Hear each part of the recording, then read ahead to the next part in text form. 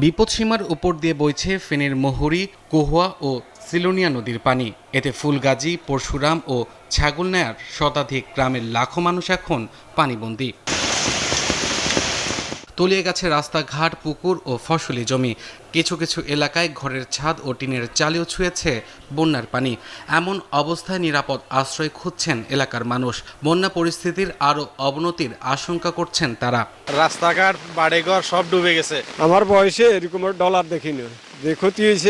আমার এই পুকুর ডুবে গেছে, অনেক ক্ষয়ক্ষতি হয়েছে। পানিবন্দী মানুষের উদ্ধারে সর্বোচ্চ চেষ্টা চালাচ্ছে জেলা প্রশাসন, কিন্তু যোগাযোগ বিচ্ছিন্ন থাকায় অনেক এলাকায় পৌঁছাতে পারছেন না উদ্ধারকারী দল। ঘর বাড়ি ব্যাগ ডুবে গেছে, আমরা ছেলে মেয়ে অসব বহুত কষ্টে আছি। আমরা কিছু খাইবার নাই, হুজি নাতি নাত করে লই উড়ানিতে হানি, গড়িতে হানি, চুলেতে হানি। একইভাবে কয়েকদিনের বৃষ্টিতে নোয়াখালীর ৯ উপজেলার বেশিরভাগ এলাকার বসতঘর, গ্রামীণ সড়ক ও শিক্ষা প্রতিষ্ঠান তলিয়ে গেছে।